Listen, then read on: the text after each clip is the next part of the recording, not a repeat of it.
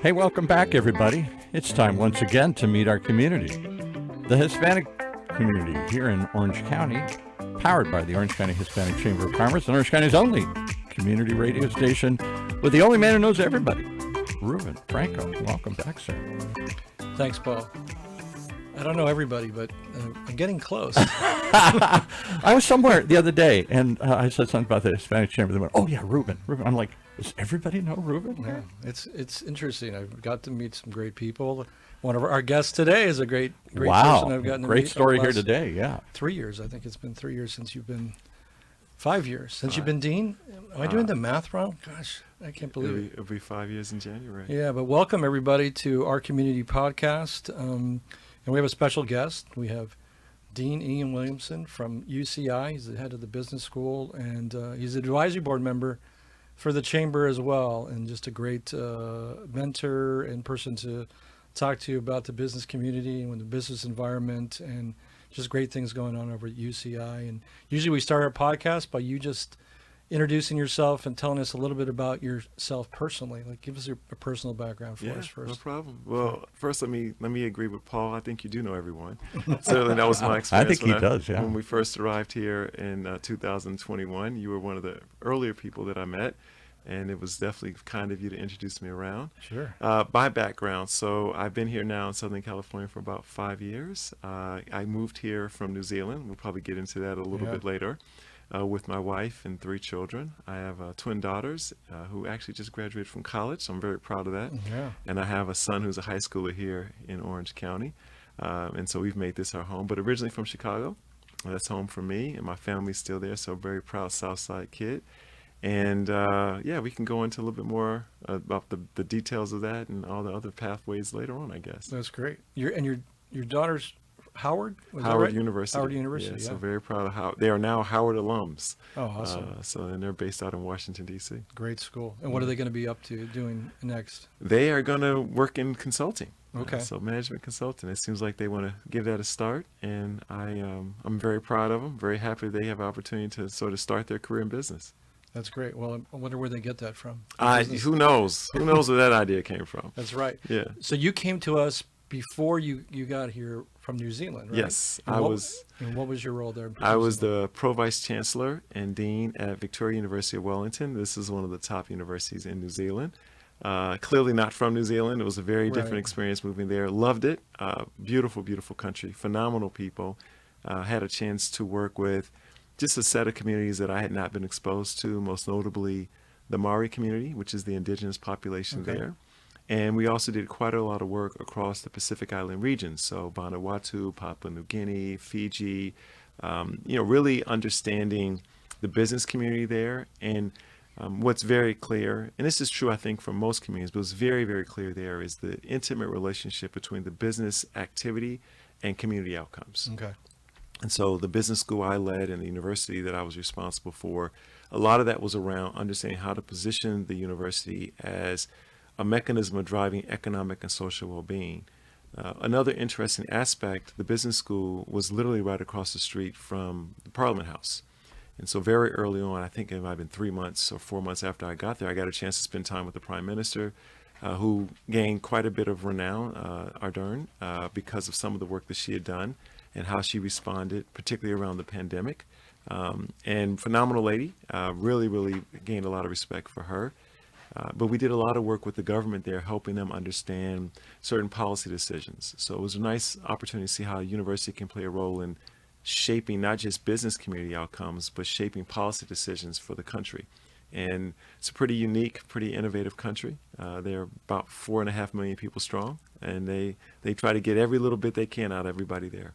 I was going to ask you, how big is the population? Yeah. 4.5 million? Okay. You put it in perspective, is what, about 3.8 million people in Orange County? Yeah. So it's not a lot of people there. Right. So what happens? One day you get a phone call that says, I want you to go to New Zealand, and then what is the conversation like with you making that decision and you telling your wife about the opportunity? Yeah. So I got my degree from University of North Carolina, Chapel Hill. Right. And then I started my career. I had a corporate career before that. I actually ran grocery stores actually. Oh, you did? Yes, I How did. come I didn't know that? Yeah, so I worked for an international company, ran grocery stores all across the state of Indiana. So I had a pretty meaningful role. What was the company? Aldi. It was Aldi. Yeah. It was Aldi. Yeah, okay, yes. I was gonna guess. It's Yeah, Aldi. yeah. Okay. So German privately held Sure. firm. Yeah. One of the most successful companies you could probably find on the planet, actually.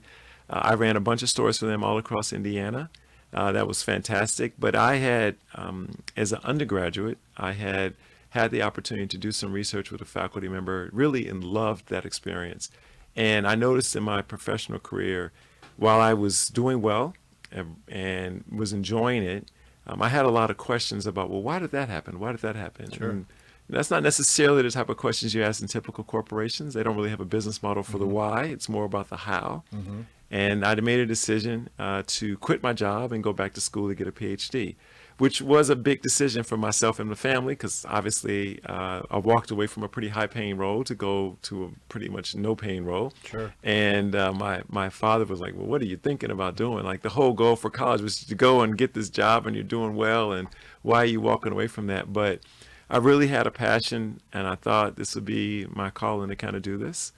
So I did do that, and the irony was, after I quit my job, and in between quitting my job and starting school, I actually asked my girlfriend to become my wife, and I would not probably recommend that order. Normally, you ask before you quit the job, Sure.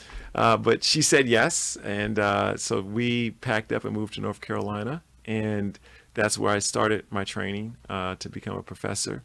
Had a job as a professor at the University of Maryland at College Park, which was phenomenal. Really realized the dream of everything I thought about doing, and pretty much thought, wow, this is it. I'm, a kid from the south side of Chicago's got a PhD and is working at one of the top universities in the world. Like, who would have ever imagined that? But I had a few experiences which exposed me to things that were happening globally, which, to be honest, I didn't understand. I just never even thought about that. One thing led to another, and I decided, okay, we're going to apply to jobs outside the United States. Now, I did not have a passport at that time. So this was, Oh, wow. I never left the country, really. I think I've gone to Canada, but at that time you can leave and go to Canada with a driver's license. Like, I had never had any aspirations to do this. So this was really, a moonshot. Like, what are you talking about? Sure enough, I got offered a job in Australia. Never been to Australia before, other than for the interview. But I decided, you know what? We said we're going to give this a go. So at that time, my wife and I had 2 children. We had the twin daughters. So we sold the house, packed up the kids, bought the one-way ticket to Australia, and thought, worst case scenario, we'll end up back on the south side of Chicago. My wife is also from the south side of Chicago, and we'll figure it out. But it turned out to be an unbelievable opportunity. We were there for 10 years. We became citizens of Australia, so dual citizenship. Okay, great. Yeah. My son was born there, I became the associate dean of the business school there. I was at the Melbourne Business School, which is part of the University of Melbourne. And my associate dean role was the associate dean for international relations. So this kid that, didn't even have a passport until he applied for the job was now responsible for leading all of our activity all across Southeast Asia, and opened up an office in Malaysia to support that activity, formed many partnerships across different countries in the region. That actually led to me being invited to become a visiting professor at a university in Indonesia, Institute of Technology Bandung. Packed up the family, moved the family to Indonesia, and that was cut short because right after I made the decision to do that, I was offered the job in New Zealand to become the Pro-Vice Chancellor, and worked out where I could go do a part of what I had promised the Indonesian university I could get done for them, and then left and went to New Zealand. So. Wow. Yeah, and I thought that was it. Sure. I did have a little bit of concern. I had left, I put it in perspective, right? So America's got 340 million people. Australia's got 25 million, 28 million people. New Zealand has 4.5. I'm thinking, man, the next move I'm probably going to be like on some little island is going to be me, a few goats, and a fish looking at me like, where am I going? And then out of the blue, the opportunity was presented to me from the University of California, Irvine, which ironically enough, given, I sort of had a pretty exotic career path at that point. I was like, well, I don't know anything about Southern California. I don't know if I want to move there. And my wife looked at me, she says, you do realize we're living in New Zealand, right? Like, you might want to sort of give us some So consideration. Irvine was more foreign to you. Yeah, it than was. New I had Zealand. never Okay. been here before. So I came here not knowing what to expect for the interview. The interview was the first week of March in 2020. So that's relevant because literally 2 weeks later, the entire world was shut down because of COVID. Yeah, that's right. I did the interview. I got on a plane, flew back to New Zealand. Of course, COVID hit. And man, I completely forgot about that interview. I was dealing with trying to navigate that university through that once in a lifetime type of situation. And really several months later, I was surprised when they called me up and offered me the job because I figured clearly, they got bigger things to worry about than hiring a dean. Yeah. But they were optimistic. They said, well, we eventually will need a dean. We don't think the whole world's going to end. I was like, that's being optimistic. That's good. And ultimately I said yes. And we moved the family here in 2021. And how do your kids adapt to being in Australia and New Zealand and now back? I mean, how did they? Yeah, I how think did they like it, and how are they liking it now? I think they enjoyed the experience. It certainly gave them a worldview that I probably will never understand. Their childhood versus my childhood. I kind of grew up on the south side of Chicago. It was what I did. It was what I knew. I would have never envisioned the types of things that they've been able to see. But I do think it helped them. I think it was nice for them to kind of have that exposure. Certainly, I think they have a much broader context as what's possible in this world than what I probably would have done at their age. So I'm very thankful for that. And interesting enough, I also think it kind of forced us as a family to become somewhat tight-knit because, we kind of had each other as we were going through that journey. And that's been good too. That's great. So you got here at UCI. You weren't sure about it. You didn't. No, I know. didn't know what I was getting myself into, really. Okay. But anything here that surprised you about being here? I underestimated this place in many, many ways, all positive. I had an initial inkling, but I think I undersold it. So the things that attracted me were probably threefold.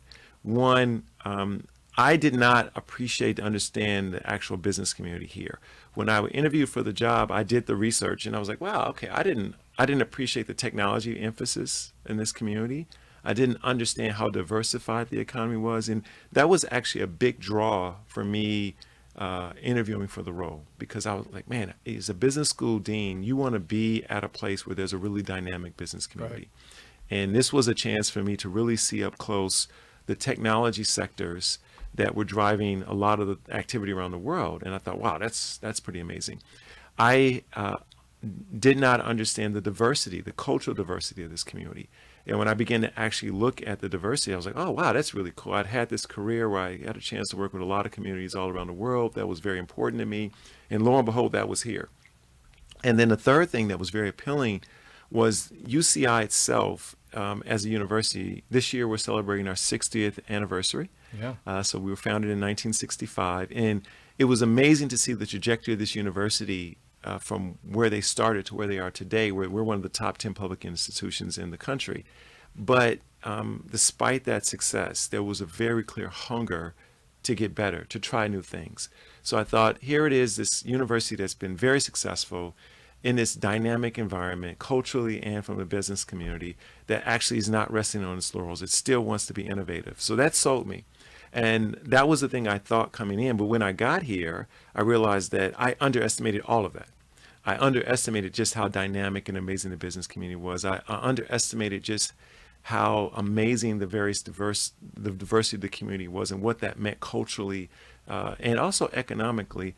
And I also sort of underestimated the opportunities presented by the University of California system. It really is, in my opinion, the best public university system on the planet. And I know from my experiences in other countries that many countries look at the system as a model for how they want to set up their higher education system for that country.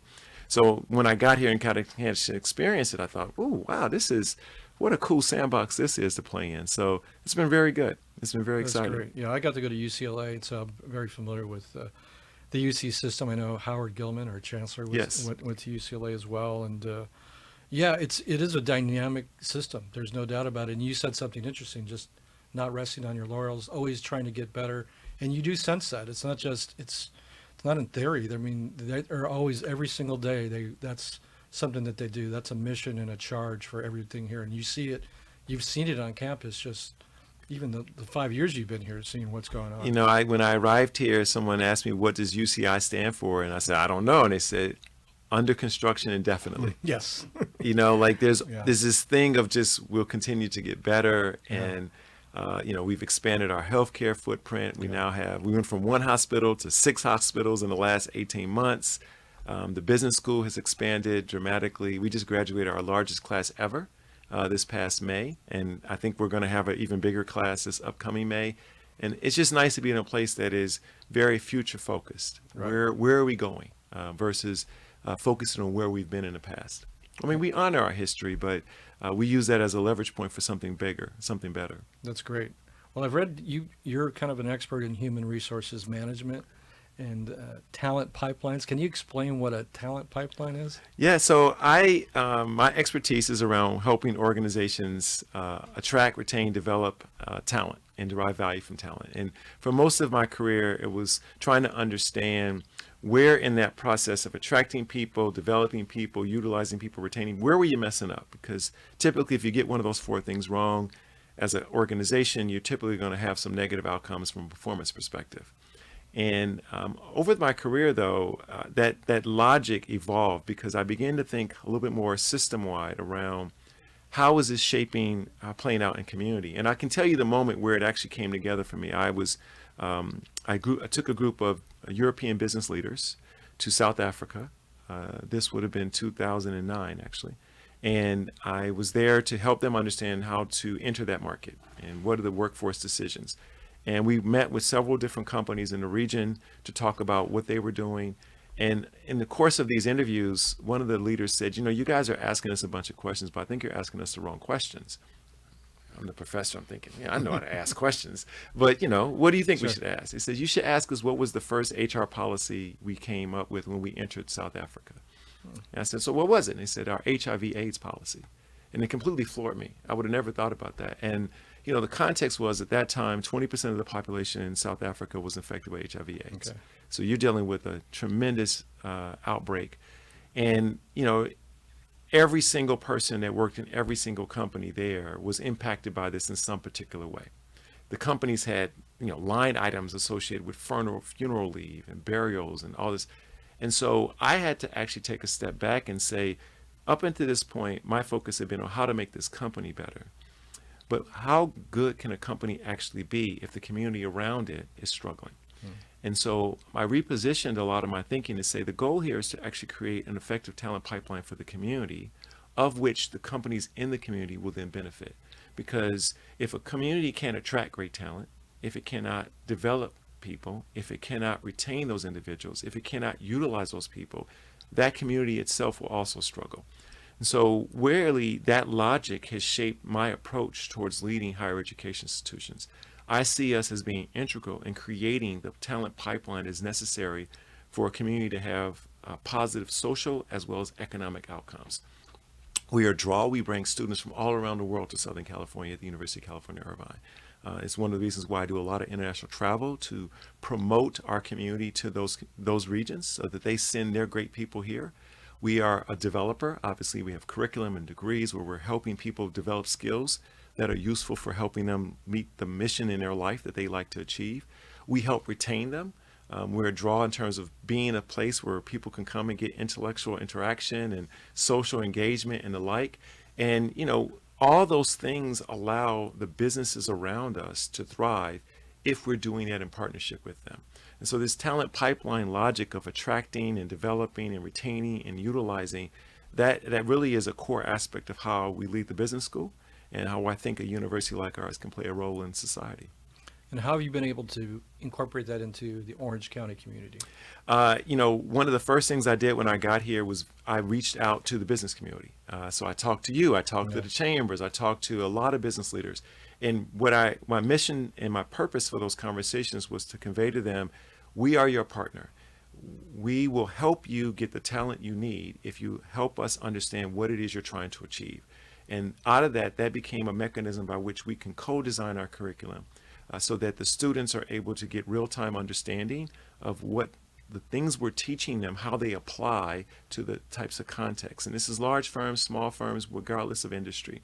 And then that leads to consulting projects and experiential learning experiences for our students. That leads to internships, and ultimately that leads to placement. And then that leads to us being able to do customized research activity to understand trends in business that we want our business leaders to be able to incorporate into their strategic planning. Sure. So it really is being very deliberate about that partnership we have with the business community. Well, that's great. AI has come up a lot recently. Do you look at it as a threat or as an opportunity? I definitely think it's an opportunity. Our business school, we have two big pillars that we focus on. One is technology, preparing business leaders to be seamlessly able to incorporate technology into their planning. We want our students to think about any problem they're seeing in society. We would think that technology will play some role in helping to address that problem. That's our framing. Mm-hmm. And so our students should be able to seamlessly think about technology, commercialization, entrepreneurship as being part of the bundle that you bring for how businesses enhance the social well-being of a community. The other pillar is inclusion. And so we want to make sure that we are providing a pathway for members of all the communities that we serve to have a pathway into business and to be successful in that pathway.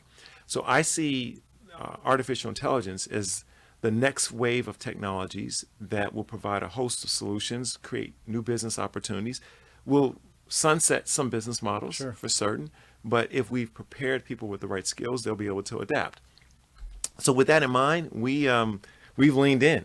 We have faculty that are using it in their research. It's part of most of our classes in some particular way. We tend to encourage our students to use it as opposed to discourage them. It's forced us to change the way we think about assessment and the like, and evolve the way we think about it. And I even have we actually call it this summer in our business school the Summer of AI. So we launched a training program for all of our faculty and staff on generative AI, where we're upskilling them to have capability in this particular space. And then out of that, we will challenge them to come up with ways in which we can use generative AI to enhance the services we provide to our students, to enhance our back office about how we operate, to make it more efficient, and even to incorporate more into our research activities. So our perception is this is a transformative technology. It will be part of what we're going to be doing going forward. And we want our students, our faculty, our staff, our community to be very comfortable with it. And I'm assuming the students have embraced it because they're more technologically driven. How about faculty and staff? I think in general, people are excited. Okay. One of the things that I love about my role in working at a university is there's a certain type of person that wants to be at a university. Yeah. And one of the things that I think is common is you don't work at a university if you don't like learning. Yeah, and so everybody there actually loves learning new things. Yeah. And so I think part of the intrinsic reward of working at a university is this potential opportunity to every day learn something. And so what I found is, for by and large, the vast majority of our people are excited about, oh, great, the fact that we're investing in the opportunity for them to get this skill. And it's not just something they see on television or hear about in a news report. It's actually something they themselves are getting a chance to play with and use in their work. So that's good. That's right. You invited me to an event you had a couple months ago. I think it was on the future of banking, the future of finance. The future of finance. Yes. And it was great. It was really, I was a former banker by trade, so I thought it was very interesting. But you have a book coming out too called The Future of... It's called The Conversation on Work, it's all about the future of work. There you go. Okay. And how work is changing. This was the idea that came up, I think, initially in 2022. At that time, the headline around talent management was The Great Resignation. Mm-hmm. And I wrote an article about the Great Resignation and really pointing out how this was an indicator of some broader structural changes in the workplace, and that these changes had been happening for a while, but they really culminated at that moment in time. And really the last 5 years, I'm not going to say unprecedented. I'm sure there's been a lot of other changes that have been very, dramatic, but not in my lifetime have we seen this type of change. And you're coming out of COVID. You have the introduction of virtual work en masse with no notice. You have artificial intelligence. You have in the background a exponentially diversifying workforce along a wide variety of parameters. and you also have a true crystallization of the U.S. economy, and particularly the California economy, being a service economy. And so all these things have really kind of just come to bear at the same time. Any one of those would have changed the way we think about work. Sure. But to have all five of them happen at the same time really challenges organizations to think, wait, we have to be very different in how we approach this. So the book is really focusing on what are those changes, what do they mean for organizations, what do they mean for individuals, and then how are organizational leaders, how should they be responding? And really that's been a really enjoyable process of thinking about that. I made the decision early on that I was not going to write the entire book. So what I have done is I've curated sections where I lay out what I think are the key issues. And then I brought in short articles from a wide variety of other writers, economists, anthropologists, architects, urban planners, psychologists, sociologists, all thinking about what are the implications of technology, of diversification, of being in a service. What does that mean for how we experience work as individuals? So I think it's a pretty fascinating read. It's designed to be very approachable. It's an airport book. Well, I'm looking forward to reading it, actually. Yeah. So that's great. And I like it when you do get other perspectives from other people that are kind of similar minds or even different minds, right? That you're trying to get what they're thinking about that. I know. Well, let's go back for a second. You worked at Aldi. Yeah. What did you learn from your experience at Aldi, going to becoming a professor, to a vice chancellor, to being a dean now? Is there something specific or a couple of things that you learned? Oh yeah, that role? definitely. That was a formative experience for me because the retail business, particularly grocery, this is a very low margin business. Yeah. And you make money every day by figuring out a way to get a collection of people to make the right decision. And it's not necessarily big decisions, but it's the cumulative of several decisions. What should we put on the shelf? What should we not put on the shelf? When should we have it on the shelf? How do we get it there on time? How do we make sure that every single interaction with the customer is positive? How do we ensure that the facility is always, it's always going to be something that's going to break? How do we make sure that the facility is appropriate?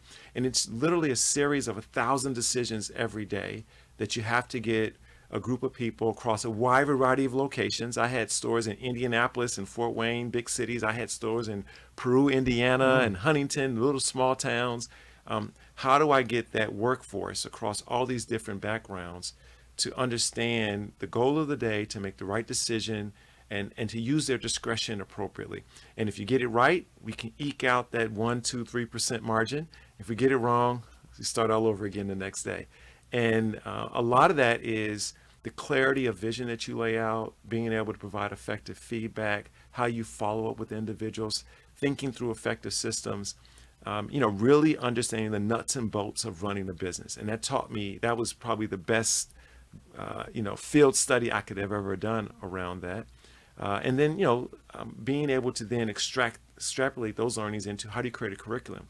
How do you ensure that in an environment like ours, we have all these smart people and all the complexities, that we are able to hold true to some notion of a curriculum and a mission, that we ensure that each student gets a certain quality of experience, and, all the various different other decisions that have to happen around that. Right. So in retail, what drives a customer back to your store? What are they looking for? Why do they want to come back? Well, it's not that complicated. It's dollar per square meter. That's how or square. I said meter. I'm still in New Zealand. Dollar per square foot. Yeah. You have a fixed facility that has limited space that you're paying a lot of money for. You put something in that space, typically on a shelf or on a hanger or whatever. And if you put the right thing there, the customer will buy it. And they'll come back with the expectation that you will have anticipated what I want. So I'm going to come and I'm going to get it from you. So I need to know what you want. I need to understand how important it is to you, which means how much you might pay for it. I need to make sure that I can get it to you with the right level of frequency. I need to understand that food is a cultural product. And so, your needs will shift based on who you are. Your needs shift over the course of a year. We know that in food, we sell a huge amount of food in America the week leading up to Thanksgiving, right? Yeah, but right. While everybody has a tradition around food and for every holiday, turns out that every culture has a very different tradition. And so I need to anticipate that and be able to understand what that looks like. And that tradition evolves over time. So it's really spending the time to understand the need of your customer, how they value that, because that speaks to what they're willing to pay, and then how do you provide them to them in a way that is convenient for them. And what we found in that particular setting, and I think the secret of the success of that company, is really leveraging the know-how of their workforce. I would spend a lot of time talking to my cashiers about, what are you seeing? What are you understanding? These people with high school degrees, they're not highly educated in the sense of going to college, but, they're understanding that my job is not just to be here to take the money or to, it's actually to engage and observe and convey that information so that we get that right. We have the right thing at the right time at the right price. Are there any other realtors or retailers, that you believe do this right, that you admire? Well, I mean, you admire your competitors. Yeah. So, the Walmarts of the world are great. The Costcos of the world are great. And there's some common themes about how they structure their processes and use information to drive decision making in those organizations, and put a lot of emphasis on leadership development, because you need people at the forefront of the business, the managers, to make the right decisions while managing their workforce and motivate them, right? Create a sense of community. So those are certainly ones that we look to, because, we looked over our shoulder. Like, we want to make sure we understand what they're doing. Yeah. Well, you do have to look at your competition and figure out what's going on. And I remember Coach Wooden used to talk about when someone said, hey, we're looking at this guy, he likes to go baseline. And he says, I don't care about that report. You just never let anybody go baseline on you, period, right? So there's just like certain tenets that you have to abide by when it comes to business, or when it comes to basketball, or whatever it comes to. Yeah, and we use the same thing. I mean, I spend a lot of time looking at what other universities around the world are doing. So I'm the vice chair of AACSB, is the International Accreditation Body for Business Schools. Okay. And so I sit on their board, and I serve as their vice chair. And it's a great perch for me to understand not just what's happening here in the U.S., but what are business schools and universities around the world seeing. And that's, I think, a very privileged position for me to be in. One, to help shape the standards for what business education looks like globally, but also selfishly, I then can take that insight to help ensure that our business school here is not just meeting the needs of our local business community, but we're preparing the people that go to our institution to be prepared for global careers, because we've thought about what's happening more broadly. Well, you talked about earlier about, not resting on your laurels, and there's been kind of a debate about school, college education, MBAs, whatever it may be, but what are your thoughts on kind of this debate that's going on? Yeah, I think the question I get that usually starts is do I have to go to get an undergraduate or master's degree in business to create a company? And the answer, of course, is no, right? I mean, you can definitely start a company without an undergraduate degree or a master's degree. But what I find is that at some point, if you like to scale that company, if you like to expand that company, you're going to need a set of skills that are very difficult for you to learn through the school of doing, right? So there's a lot of value in the school of experience. But what I always tell people is, you get the experience over, say, 5, 6, 7, 8 years, and then you want to do something else. Do you have 5, 6, 7, 8 years to try it and then be good at it then? Right? So what happens is the education dramatically reduces the lead time, the learning curve that you go through in terms of making the decisions that allow your organization to be successful. You don't have to just learn through your mistakes. You can learn through the theory and the concepts and the experiences that we've accumulated from other business leaders that are part of the curriculum. And ultimately what an education does is all of us have our experiences where we can be very effective in one situation. The sign of a world-class education is that it allows you to be equally successful across a wide variety of situations. And that's a very powerful multiplier for a person. And when I hear the argument around, you don't really need a college education, doesn't pay off, I'm like, well, one, the data clearly shows that it does. If you have an undergraduate degree versus not having an undergraduate degree, the data clearly shows, and this is U.S. labor data, that you're going to be you're twice as likely to be employed, and you're likely to make twice as much money, right? So those are what the numbers tell you. But one of the reasons why I think those numbers are true is that your skill sets, you're able to have a skill set which allows you to be more effective across a wider variety of situations, which means there's more opportunities for you to pursue.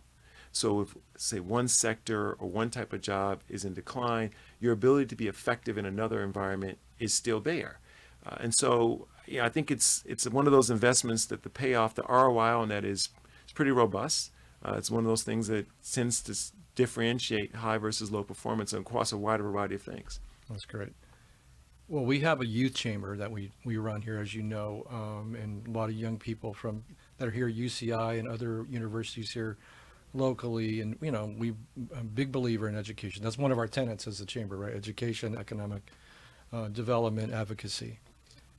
So how does a young man from the south side of Chicago get to where you are today? How did this happen? I had a few blessings. I had a fantastic family that put the right guardrails around me, because the environment I grew up in, there was a lot of paths, not all of them very positive. But I had a family that put the right guardrails and the right love and attention into me, and they encouraged me. And then the big breaking point, the big change was I had the blessing of going to college. And I'm the oldest of 6 boys. We did not come from a very wealthy family. It wasn't a guarantee that was going to be something that was going to happen. I benefited because there was a benefactor who I never met who had provided a scholarship for students, and I got some money to do that. And that was the pathway for me. And it opened me up to a whole host of things that I did not even know when I went to college that being a professor was a job. How would I know? I never met a professor. Right. And so I got there and I thought this was like a part-time job for the professors, and they were doing something else. And this was like something they were doing on the side. And it wasn't even until my junior year that I realized, what do you mean? This is like a profession? Like you do this for a full-time job? And I had a professor who's become a dear friend of mine, Dr. Wesley King. He took me under his wing. And he said, well, let me tell you what I do. And I became fascinated with it. And the seed was planted for me to become a professor one day. Really? So that's how it happened. Had it not been for that mentorship and that exposure, and I got involved in a few summer programs that exposed me to being an academic, the blessing that I had in my life is I had a lot of love and support, and I had access to a world-class education. And had that not happened, it probably doesn't play out this way. But I will say the challenge that I gave myself once I realized that I was getting a world-class education, I said, well, what's the point in getting a world-class education if you only use it locally? And so I said, man, why not think about what's going on in other places? Why not try other parts of the country? And I think it just gave me the skills, but also the confidence to maybe shift my horizon a little bit further, have a slightly bigger dream, maybe push myself a little bit more, and have the confidence that, hey, they said they gave you a world-class education, you'll figure it out. So that was the pathway for me, honestly. That's true. If you're in a bubble, there's only so much air in a bubble. There you go. So it's like how much can you grow off of that bubble? And I remember Jaime Escalante, the former teacher that they made the movie Stand and Deliver, he used to talk about they when he said he wanted to teach calculus to these students, he said they were pushed back on it. They said, why would you teach calculus? These kids, they're not going to learn calculus. They can't even learn regular math. And he goes, you know what? Growing up in East LA when you're 15 or 16 years old, there's a lot of things that are dangerous. Calculus is not one of them, and we have to challenge our students. It can't just be, same old, same old. So when you look at MBAs 20, 30 years ago as compared to today, is there anything different about getting an MBA today as there was? Oh, yeah. We've always had finance and marketing and management. Right. Our understanding of these ideas has evolved dramatically, and you can't separate that change from technology. Certainly, there was a day when we taught internet marketing. Mm-hmm. Now that's called marketing. Yeah. There is no marketing without use of information technology that is of any quality. And today, we certainly are going to have AI classes today. I envision in 5-6 years, that's just going to be finance. Yeah. We had the session on the future of finance. Yep. We talked about fintech.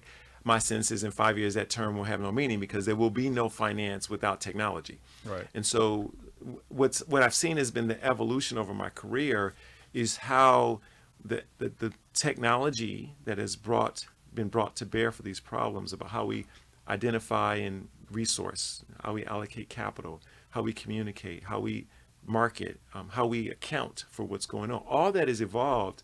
The concepts and the principles, by and large, are still very salient today as they were 20 years ago. But the way we use them, the opportunities to use them, the type of data we can use to check and test our assumptions, that's evolved dramatically. Even in my space, the sophistication around analytics that we can bring to bear about understanding how to manage a workforce looks nothing like what it looked like 20 years ago. And so, I think that's part of the skill that we want to embed with the students, but we are still talking about business, and business is done by people. There's a humanity side to this, and the psychology and the sociology about how people engage and how we come together to accomplish tasks.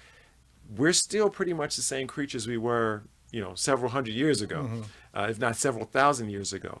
And so a lot of that, I think, is still very relevant, but you bring to bear different tools to execute on that. Any big plans over the next 3, 5, 10 years? What are you? Yeah, so we're definitely going to continue to grow. We're launching new programs.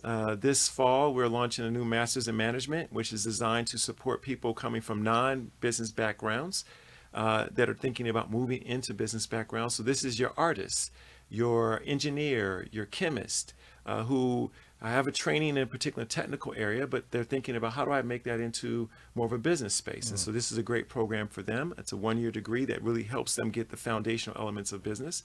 We're launching a new online Masters of Business Analytics. So business analytics is obviously a very hot area with machine learning and artificial intelligence. We have a in-person program, but now we're making an online version of the program, which I think will be very accessible for working professionals or people that are perhaps not immediately in the Irvine region, and maybe it's not easy for them to get here, Right. but now they have access to that skill set. So that'll be something new. We've been doing a lot of work to engage with community. One of the programs I'm really proud of is our Future Leaders Initiative, which is a high school program we launched 4 years ago. This is designed to expose students in the region to business careers in technology spaces. And it's really about getting them excited about how they can play a role in shaping what the future of business looks like and how technology is shaping real estate or healthcare or finance. And we have them interact with leading business professionals. We take them on site visits to some of the amazing companies we have here. That program started 4 years ago with 40 students. This past summer, we had 150 students. And so we're looking to expand that even more, and that'll continue to be a big part of our activity. And finally, we're a Research One institution. We believe that one of our big contributions is by providing thought leadership to society. We've made a big push in recent years to hire a lot of new academics who are bringing skill sets in sustainability, in fintech, in artificial intelligence. And so we're excited about ways in which our faculty can continue to do joint research projects with local companies to help them answer some of the more pressing issues facing their industry. That's great.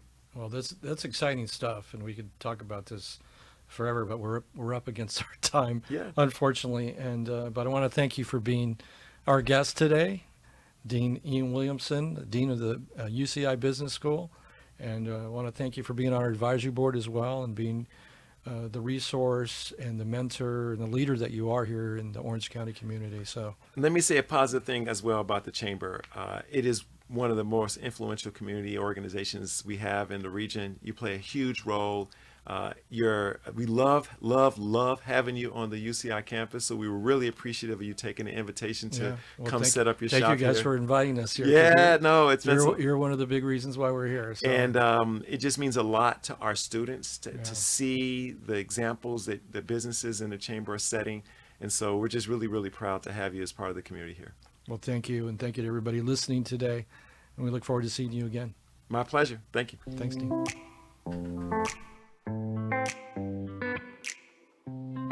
Wow. Phew. That was a lot to take in a short period of time here. Very impressive discussion today on the future of work and the future of learning and the future of the University of California, Irvine's business, Paul Merage School of Business. From the Dean himself, right here in Orange County's only community radio station, OC Talk Radio, streaming live from our studios here at the University of California, Irvine's Beale Applied Innovation Center.